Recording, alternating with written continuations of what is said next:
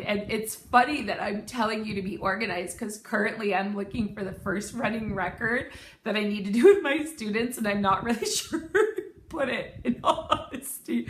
I am very organized, but I don't actually don't know where I put that. so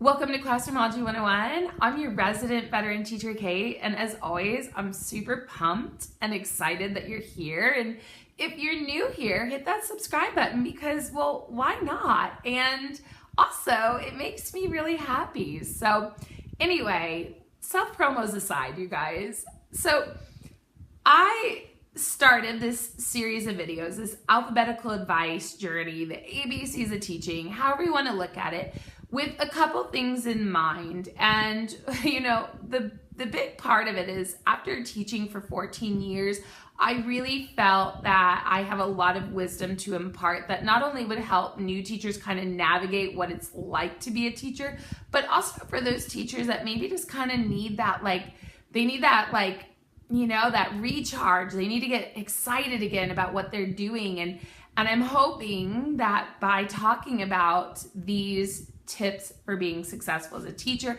that I can achieve those things. So we're gonna go ahead and we're gonna go and take a look at the letter O. And we're already at the letter O, and I can't believe it. We're past the halfway point, and it's like so exciting. But before I can tell you what the letter O is going to be, I am going to say that a few of you potentially got this right. And we're gonna do our recap. So here we go.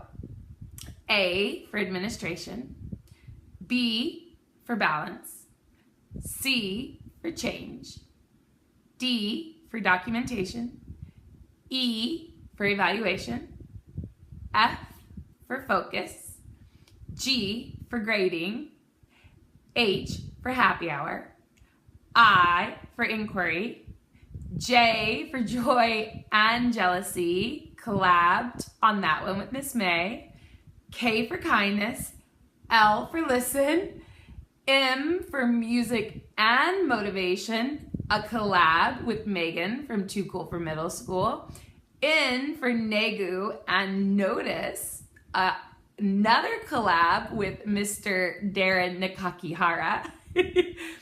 And now we're up to the letter O. And I get told very frequently that kind of my strongest areas of a teacher is classroom management and organization. And so you guessed it, letter O is for organization.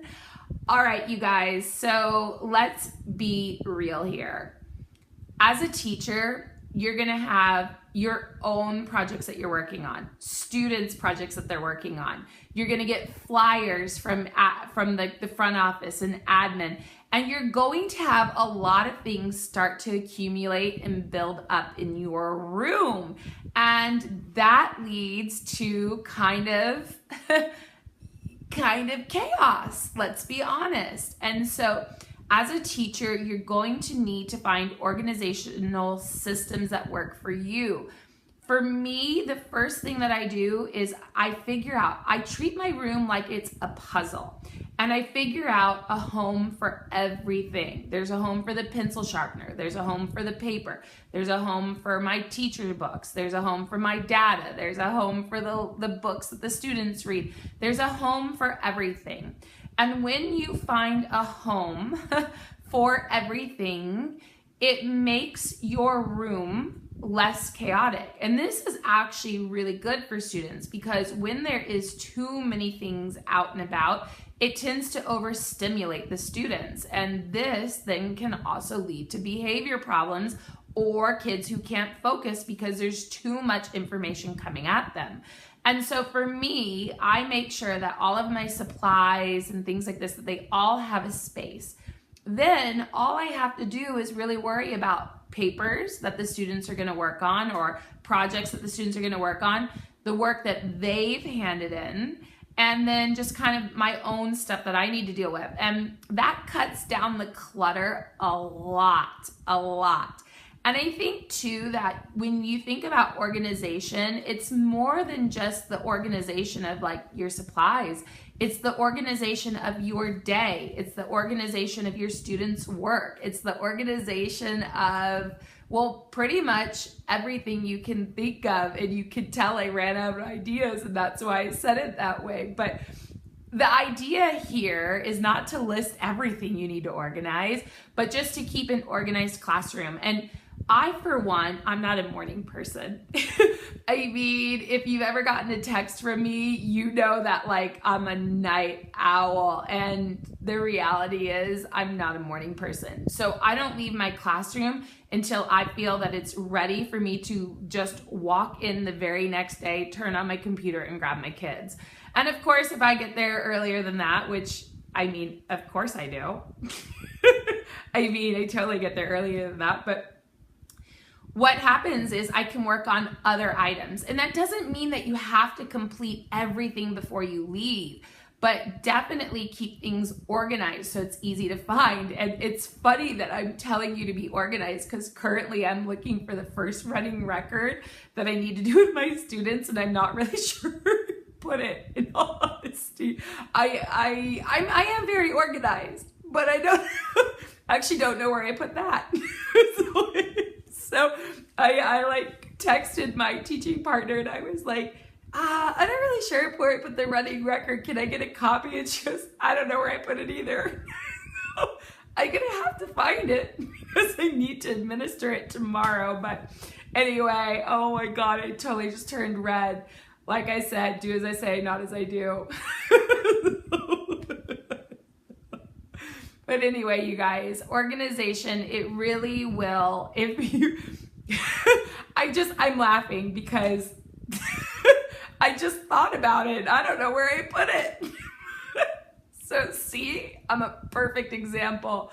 But I really do think that if you keep your room organized and you keep your clutter, like, you know, if you keep your room decluttered, you're going to find that it's just an easier work environment, and it just makes your day run smoother. And so you guys, I think that's all I really wanted to say on organization. I'm still kind of laughing about the fact that I'm doing a video on this. I swear, you guys, I really truly am super, super organized, but every once in a while something goes awry. And that's gonna happen, and you just have to laugh about it, you know? And I think that I come from a place where I can just laugh about these things because it's so funny. It's so funny to me. Anyway, so it's what it is. But so up next, we're gonna have the letter P, P.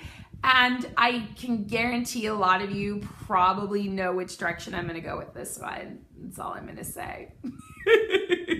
And I think it's a very important topic to discuss. So I hope that you'll make your guesses. I'm going to try to film a bunch of these and get them up this week, because the reality is posting once a week is not good, and I apologize. So make your guesses. Don't forget to do all those great self-promo-y things.